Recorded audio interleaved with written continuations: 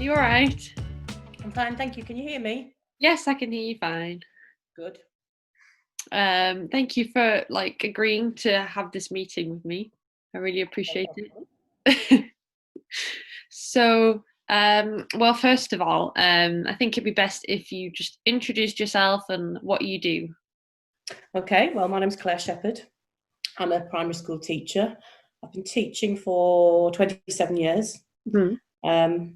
And it is a demanding job, particularly now we're all getting back in full-time after COVID and the new normal. Yeah. And I'm based in the northeast of England. Obviously, the sort of theme of today's interview is around sort of women who want to get involved in exercise, but busy lifestyles and responsibilities are kind of holding them back, which is kind of explains why the numbers between men and women are so different. So in terms of sort of exercising regularly, I think Sport England said that there was 300,000 less women exercising on a regular basis than men, even though there's a very strong desire to change that. Mm. So would you say that you yourself have quite a busy lifestyle? I do. I do, and I find that when I get in, I'm probably not as motivated as I should be to exercise. I think my job, certainly at the moment, I am running around a lot in school and I'm sort of smashing my targets on my Apple Watch for fitness. But again, I know they're not that high. Okay. And would you say because of COVID as well, your job's even more intense than usual, getting into the swing of Yes, things? I would.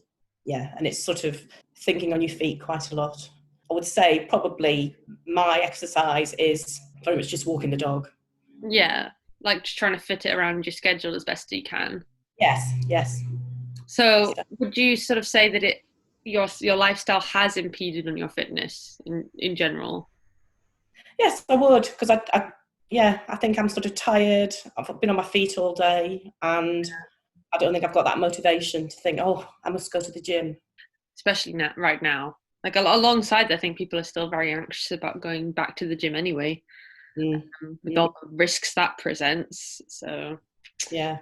But if you could, if things calm down and life got a little bit less stressful, would you like to pick up a new sort of sport or exercise regime? And if so, which one? Yes, I was thinking about this, and I actually think I never thought I would have said this 10 years ago, but I think yoga would be something I would like to consider. And that's purely because getting a bit older, I could probably do with a bit more stretching. And they talk about the mindfulness of that as well, don't they, of the yoga and presents. So I think that would be something I would look into. I think yoga's one that definitely has a lot of mental benefits as well as physical, from what I hear about it. But sort of going back to women and exercising, do you think that women are held back from doing so because of things like maternal roles and busy jobs, and that would that explain why there's so many less? Yes, I think so, but I think that's a case for a lot of people, but I think there are a certain core of people who are very, very motivated. And I think they will ensure they can fit their exercise in no matter what. I mean, I do know people like that who almost have this, would you refer to it as an addiction to exercise, and start to get anxious if they haven't had their run. And they will do everything they can to fit it in, whether it means they're going to the gym much later at night when they've sorted the children, or that they get so much earlier to go for a run. But I think it's harder. I think it is harder for women, and I know we shouldn't stereotype, but I would agree with you that I think there's a lot of people who say, "I just haven't got the time. I haven't, physically got the time in my day. By the time I've done this, by the time I do that, and then I want to flop at the end of the day." So I would agree, and I still think there is still maybe not as much, but whether men do have more time for it, and it's still. I know it's changing, but is it more that traditional role of the mum and the dad? And I suppose that's perhaps what that survey has shown.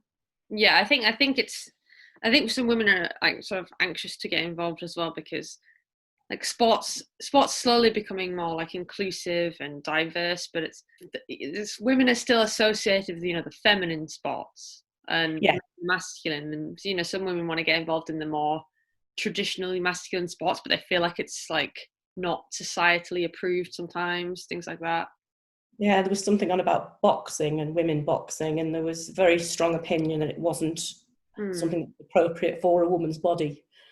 Yeah. And as well, when the women were surveyed, they mentioned it being kind of other responsibilities kind of taking up all their time, but they also said how their confidence was quite low, like body confidence, self-esteem type things. And I was wondering why you think this might be. Well, I think it's I genuinely think it's an obsession with the social media, with selfies and all this filtering. And people are obsessed with filtering themselves. And of course, when you walk into the gym, it can be quite intimidating. And of course, you are as you are. Because I think when you go in and you start exercising, if you're not as fast as everybody else on the equipment or as strong as everybody else, it can be a little bit daunting as well. And I think for a lot of people, it is very much, you get a lot of people who are, really, really into that, and they always look absolutely immaculate in all their matching gear. Yeah. And if you walk with a scruffy pair of tracksuit bottoms and a t-shirt and think, can I give this a go? You're immediately going to feel disadvantaged because there is a glamorous surrounding it, isn't there? A lot of people, do strive for that perfection.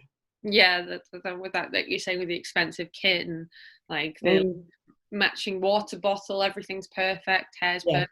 They don't even look like they're breaking a sweat. Exactly. It's pretty scary. And I think another thing that might help with that is if there were more female representation in like in sports, particularly in like the masculine sports, as we were talking about. Would you like to see more female role models in sport in general?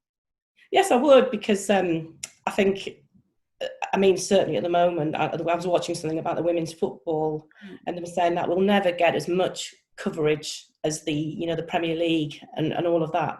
Yeah, it's never going to, or it'll take a battle to get it to be as high profile. Same with women's rugby. Yeah, no, I think we've got a few really good role models, like Serena Williams, people like her, doing their thing. But I feel like there's not quite a balance yet. It's still very much male dominated. I think somebody who is a very good role model is Dame Tammy Gray-Thompson, who's not only a female athlete, but she is also disabled, and she's done a tremendous amount for that. Nothing has held her back, not the disability, gender. So I think she's someone you could look up to. I recently interviewed a Paralympian called Anne Wafula-Strike, and she was the first wheelchair racer for Kenya in the Olympics. Oh wow!